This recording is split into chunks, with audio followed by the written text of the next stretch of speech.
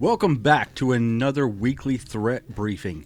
I've been away for a while, been having some issues with my family and my personal life I've been having to deal with, so y'all haven't seen me in a while. I'm going to talk a little bit more about that over on Patreon, which you can go to in the link in the description if you would like to support this content and support more Modern Frontiersman content over there. But we're going to get going again with these weekly threat briefings. Some interesting stories for today. First up, according to a report, intelligence estimates indicate Iran regains up to 70% of its pre-war missile arsenal, roughly 60% of launchers, and about 40% of its drone stockpile. Defense Secretary Pete Hegseth said on Thursday that Iran is actively recovering missiles from damaged depots and underground facilities, reportedly retrieving around 100 additional systems concealed in caves after Operation Epic Fury airstrikes. During testimony before the House and Armed Services Committee, Defense Intelligence Agency Director James Adams told lawmakers that Iran retains thousands of missiles and drones, with munitions remaining intact despite degradations to its capabilities from both attrition and expenditure.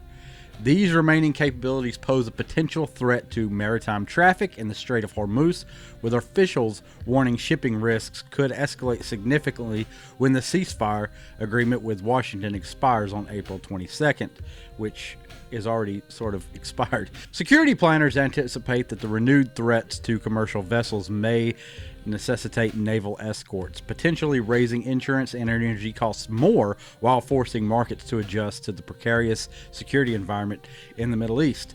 So it would appear that the war is not maybe going as well as we've been told. And just like previously, perhaps the airstrikes and these naval strikes didn't do the damage that we were told they did. There's other reports saying that, these underground missile cities are under granite, which is posing a problem for destroying them. Never mind the fact of the missiles and everything. They're retaining a lot of that, and they're using their proxies and causing chaos other ways. Just like I've been saying for years, they never intended to fight a conventional war in the first place. Trump praises Israel as great ally amid ongoing Mideast tensions over Iran. On yesterday, President Donald Trump praised Israel as a great ally of the United States on Truth Social, commending the nation as courageous, bold, loyal, and smart. Believe me, amid regional conflict.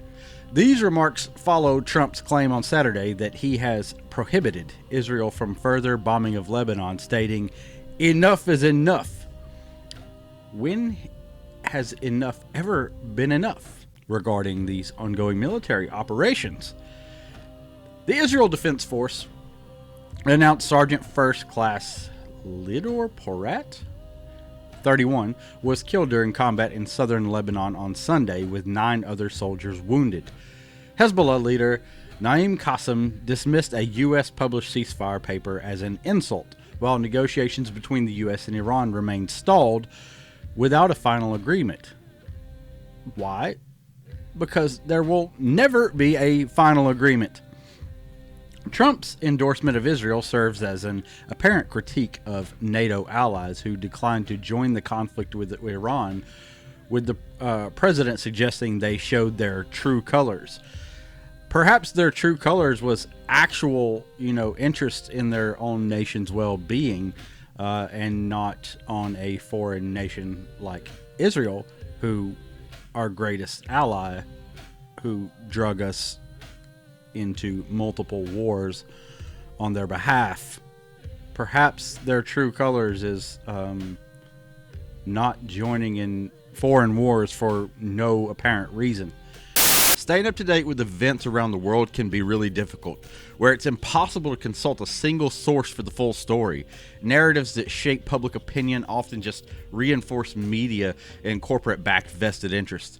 Information is released faster than it can be verified, and reporting favors clickbait content over high-quality journalism. Manipulative algorithms reinforce our own biases. Mainstream media overshadows independent reporting, and it's hard to know what information to even trust. And that's why for these reports, I use Ground News. Ground News is an app and a website that combines news from around the world in one place so that you can compare coverage. For every news source, you can see if they have a political bias, how reliable their reporting is, and who owns them. They even have a blind spot feed that highlights news disproportionately covered by one side of the political spectrum or the other. With Ground News, you get news from thousands of sources worldwide in one place. See who funds each publication, compare coverage, and think critically about the information you consume. Verify your information and know where your news is coming from. See what the media is exaggerating, sensationalizing, over or under reporting, and access diverse perspectives. Get news from sources you otherwise would have missed. And you can take a data-driven approach to reading the news and staying current. Use my link in the description to check it out and use it for yourself. You subscribe through my link to get 40% of the Vantage subscription. It's the one I use to get unlimited access to every single feature. Your subscription not only helps modern frontiersmen, but also supports Ground News as it makes the media landscape more transparent. Think critically and think for yourself. Trump says Iran breached truce and threatens to attack infrastructure.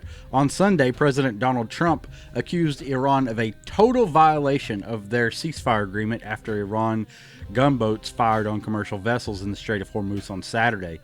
So Iran reimposed strict control over the Strait of Hormuz on Saturday, reversing this brief reopening after citing the ongoing U.S. naval blockade as an act of aggression against its ports. Threatening to destroy every single power plant and every single bridge in Iran if Tehran rejects his last chance proposal, President Trump declared, "No more Mr. Nice Guy," on Truth Social. How many last chances do they get? Because we've heard this is your last chance. I'm going to get serious now. So here we are. They're getting another last chance. U.S. envoys are arriving in Islamabad, Pakistan this evening for renewed peace talks through Vice President J.D. Vance. Though Vice President J.D. Vance will not attend due to security reasons. So we're going to have peace talks in Pakistan that he will not attend due to security reasons. All right, negotiations aim to salvage the 2-week ceasefire before it expires Wednesday, as the continued closure of the Strait of Hormuz threatens further energy market instability worldwide. Amidst all this, Trump's approval rating hit second-term low as Americans sour on the economy and the Iran war. On Sunday, a poll revealed Donald Trump's overall approval rating reached 37% this month, marking the lowest figure since this has been tracked. Trump's decision to initiate the war in Iran alienated base voters who supported him on promises of avoiding foreign conflicts, right? America first, no more wars, no more forever wars, make America great again. While sharp jumps in gas and oil prices intensified economic concerns for many Americans. Young Republicans are driving a downward trend in support, with disapproval among voters aged 18 to 29 reaching 76%, a demographic once credited as the key to the White House victory. Survey data revealed that 67% of adults disapproved of Trump's handling of the war against Iran, with 54% indicating they strongly disapprove of the conflict among 32,433 surveyed adults. Historian and foreign policy analyst Stephen Wertheim noted that while it took 2 years for 2/3 of Americans to disapprove of Bush's handling of Iraq, it took less than 2 months for Trump. And that's because our population is very different today than it was at the invasion of Iraq. Americans are tired of these foreign wars. We're tired of being the world's police. We want to pull everything home and make things better here. All of these things, why I'm covering all these things and ending on this, is to show that all this nonsense, all this bullshit The Americans are tired of it. And it is not making us safer, it's putting us further in danger. I said, the world is getting more and more unstable. People are buying less and less bullshit from their governments. And that's a good thing. But, you know, they're just blatantly lying, blatantly saying these things.